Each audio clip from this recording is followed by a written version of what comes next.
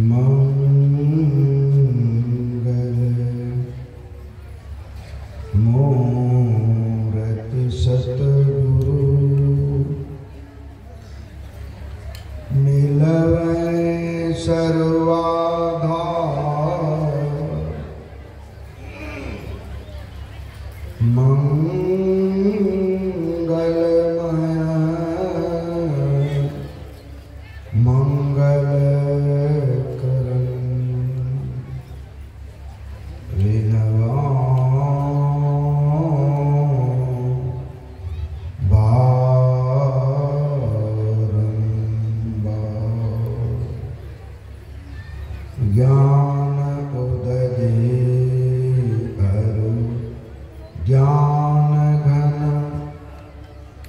सतगुरु शंकर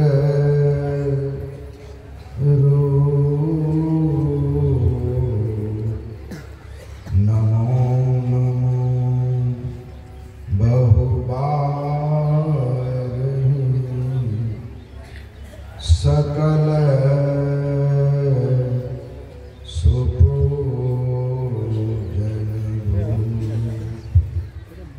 त्रैलोक पावन प्रातः स्मरणीय अनंत श्री विभूषित परमाराध्य सद्गुरु महाराज के पावन पाद पद्मों में कोटि सहनमन। पावन हृदय महर्षि साईं स्वामी जी महाराज के पावन पाद पद्मों में कोटि सहनमन। उनके ही विशेष कृपा पात्र संत मत के प्रधान आचार्य ब्रह्म ऋषि चतुरानंद जी महाराज के पावन पाद पद्मों में कोटि सहनमन। मंचासन पूज्य साधु चरण उपस्थित संवेद समादरणीय धर्म प्रेमी महानुभावों आदरणीय माताओं तथा भक्तिमयी बहन, एक बार उच्च स्वर में जय जयकार करें। बोलिए श्री सद्गुरु महाराज की जय। अभी हम लोग सुन रहे थे संत सत्संग और असंत के विषय में। भगवान श्री राम के दरबार में सनकादिक ऋषियों का आगमन हुआ। अपने यहाँ संतों का आगमन देख भगवान श्री राम भरत जी से कहते हैं, बड़े भाग पाइए सत्संगा, बिना ही प्रयास हो ही भगवंगा। बड़ी ऊंची बात कही है। जब तक सच्चे संत नहीं मिलेंगे, पहुंचे हुए परमात्मा को प्राप्त किए हुए संत अगर नहीं मिले तो परमात्मा का पता कौन आपको हमको बतावेंगे। गुरु महाराज को देखिए, 9 गुरु 8 गुरु के पास गए, परमात्मा का सही पता नहीं मिला। परमात्मा को पाने का सही पता नहीं मिला तो 90 गुरु बाबा देवी साहब से मिला। अगर सच्चे सदगुरु बाबा देवी साहब नहीं मिले होते तो जो ज्ञान आज हम लोगों को मिला है गुरु महाराज के द्वारा, क्या वह ज्ञान मिलता है? इसलिए कहा, बड़े भाग पाइए सत्संगा, बिना ही प्रयास हो ही भव भंगा। भव मन संसार, भंगा मन नाश। संसार के समूल दुखों का नाश हो जाता है। क्यों? क्योंकि संत पंथ अपवर्ग कर, कामी भव कर पंथ। कहाँ ही संत कवि कोविद, श्रुति पुराण सदग्रंथ। कहते संतों का जो पंथ मतलब रास्ता है वो मोक्ष का मार्ग है। संत लोग मुक्ति का मार्ग बतलाते हैं, सारे दुखों से छूटने का मार्ग बतलाते हैं। कामी भव कर पंथ, कामी पुरुष का संग करेंगे तो आपको संसार का मार्ग बतलाएंगे, दुनियादारी की बात करेंगे, इसलिए आपका दुख और बढ़ेगा। संतों के पास जाएंगे तो आपके दुख का नाश होगा। इसलिए सिकलीगढ़ धराड़ा में उस समय में आश्रम था गढ़ में, जहां बगीचा है वहां टीना का लोहे के खंभा पर आश्रम था। गुरु महाराज वहीं आश्रम बनाए थे। उस समय में अंग्रेज का शासन था, तो वहां के सत्संगी लोग वहां रात में जाकर के ध्यान भजन सत्संग किया करते थे एकांत सुनसान में। तो कुछ लोगों को यह सबसे अच्छा नहीं लगा, तो कुछ लोगों ने क्या किया, बनमनखी की एक सुंदरी वेश्या को पैसा दिया, कहा कि गुरु महाराज को बदनाम करो। पैसा दे करके उस वेश्या पैसे के लोभ में आई, और वहां जो ये लोग रात में सत्संग ध्यान भजन किया करते थे सत्संगी लोग, गुरु महाराज के गुफा घाट में, वहां जा करके कपड़ा उपड़ा फाड़ फूड़ करके एकदम लोट करने लगी, हल्ला की। तो सब तो षड्यंत्रकारी सब तैयारी थे, हल्ला हुआ, क्या हुआ, ये लोग जो है यहाँ मेरे साथ व्यवहार किया। आज बड़ा गजब का खेल हो गया वहां। सब लोग भयभीत हो गए, जितने सत्संगी लोग थे, ध्यान करने वाले थे। गुरु महाराज को खबर मिली, गुरु महाराज आए। जब गुरु महाराज आए तो कहा हम कोई दंड नहीं देंगे, ईश्वर उसका इंसाफ करेंगे। वह वेश्या के शरीर में ऐसा लहर शुरू हुआ, ऐसा लहर शुरू हुआ कि चिल्लाने लगी। पानी में जाकर के बैठती थी तब भी चैन नहीं मिलता था। तब उनको अपने गलती का एहसास हुआ कि हमने बहुत बड़े संत का अपमान किया है। पैसे के लोभ में एक ही उपाय है, किसी ने कहा जाओ उनसे माफी मांगो। तो दौड़ कर आई आश्रम में गुरु महाराज के पास, गुरु महाराज के चरणों में गिर पड़ी कि फल्ला आदमी हमको पैसा दिया था। गुरु महाराज ने कहा तुम सत्य बोल दो, क्या है सत्य बात बोल दो, तुम्हारा लहर ठीक हो जाएगा। सत सत भक्ति लहर ठीक हो गई।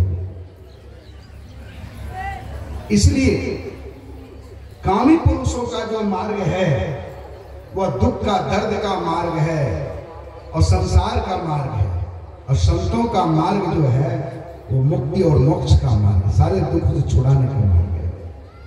इसलिए सत्संग से बढ़कर कुछ नहीं है। इसे भगवान कृष्ण भी कहते हैं उद्धव से, संत मिले तब मैं मिल जाऊं, संतन मुझसे प्यारे, बिन सत्संग मुझे नहीं पावे, कोटि जतन करी हारे, उधो संत सदा अति प्यारे। जो संतन के सेवक जग में, सो सेवक मुझ भारे, ब्रह्मानंद संत जनपल में, सब भव बंधन टारे।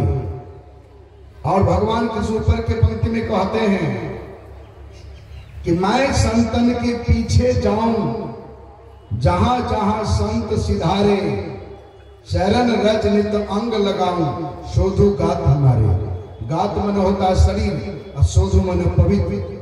मैं संत लोग जहां जहां चलते हैं मैं उनके पीछे पीछे चलता हूं। क्यों? उनके चलने से जो चरण धूल उड़ करके शरीर पर पड़ता है तो मेरा शरीर पवित्र हो जाता है। इसलिए संत लोग बड़े न्यारे होते हैं। न्यारे शब्द का प्रयोग क्यों हुआ है? क्योंकि भगवान का जब जब धराधाम पर अवतार हुआ तो दो काम हुआ, धर्म की पुनः स्थापना हुई और दूसरा काम क्या हो गया? तीन काम हुआ, धर्म की स्थापना, तीसरा दुष्टों का संहार और सज्जनों का उद्धार। लेकिन संत लोग किसी का संहार नहीं करते, संत लोग उनकी दुष्टताई का संहार कर देते हैं, कुबुद्धि को दूर कर देते हैं। इसलिए कहते हैं कि उनके अंदर जो कमी है उसको समाप्त करके दुर्जन को सज्जन बनाते हैं। वाल्मीकि जैसे, रत्नाकर जैसे हत्यारे को वाल्मीकि बनाते हैं, और देव ऋषि नारद जैसे साधारण व्यक्ति को अपना पार्षद बनाते हैं। इसलिए संत लोग यही करते हैं, उनकी नीचताई का, दुष्टताई का आहरण कर लेते हैं। इसलिए संतों की महिमा महान है। संत सुंदरदास जी महाराज कहते हैं, तात मिले पुनि मात मिले, शुद्ध भ्रात मिले युवती सुखदाई, राज मिले गजबाज मिले, सब साज मिले मन वांछित पाई, लोक मिले, विधि लोक मिले, सुर लोक मिले, वैकुंठ हो जाई, सुंदर और मिले सभी सुख, संत समागम दुर्लभ है। सुंदरी पत्नी मिल जाए, सुंदर माता पिता मिल जाए, सुंदरी पत्नी मिल जाए, सुंदर भाई मिल जाए, सुंदर बाल बच्चे हो जाए और सभी लोगों की प्राप्ति हो जाए, और जो कुछ भी नहीं मिला हुआ सब भी एक व्यक्ति को मिल जाए, लेकिन तब भी उनके जीवन का कल्याण नहीं होगा। अगर कल्याण चाहता है तो कहते संत समागम दुर्लभ है। इसलिए कहते सुत दारा और लक्ष्मी पापी घर भी होए, संत मिलन और हरि कथा तुलसी दुर्लभ हो। सुत मन होता है बेटा, दारा मन पत्नी, लक्ष्मी मतलब धन, घर मकान, यह सब पापी को भी मिल जाता है किसी जन्म के पुण्य फल से। ये संतों का दर्शन सत्संग यह सब पापी को नसीब नहीं होता है।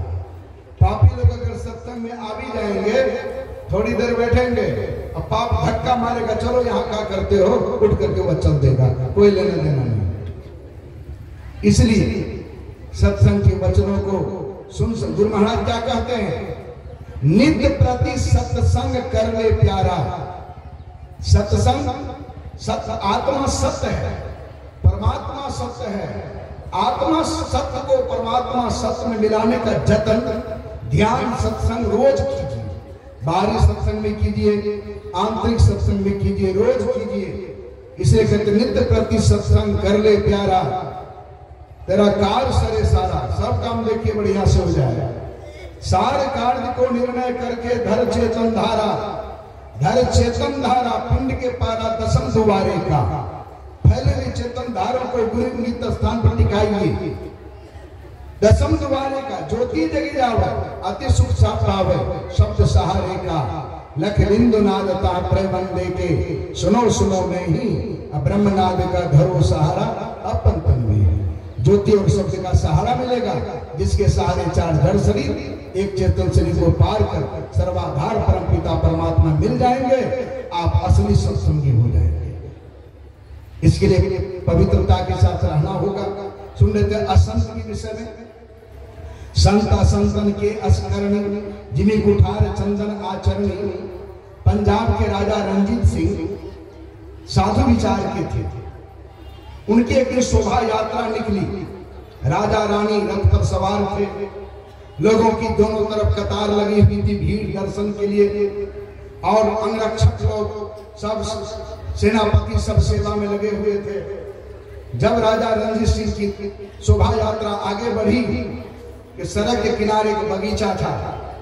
बगीचा में एक माई पत्थर उठा उठा करके पका हुआ बेल था, तोड़ने का प्रयास कर रही थी। तो पत्थर जोर से फेंकी ना, बेल पर नहीं लग करके वो पत्थर सीधे आकर के राजा महाराजा रणजीत सिंह के माथे पर लग गया। सर फूट गया, खून बहने लगा।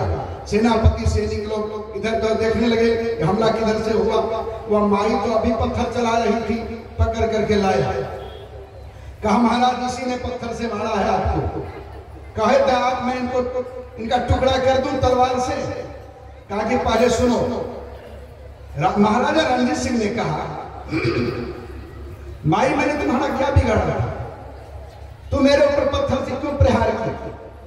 तो मां जी क्या कहते हैं कांपते हुए हाथ जोड़कर, महाराज मेरा मैं और मेरा पुत्र इकलौता, 3 दिनों से मैं भूखा हूं, मेरे बच्चे भी भूखे हैं, मैं तो सयानी हूं, कोई मुझे भीख तक नहीं दिया।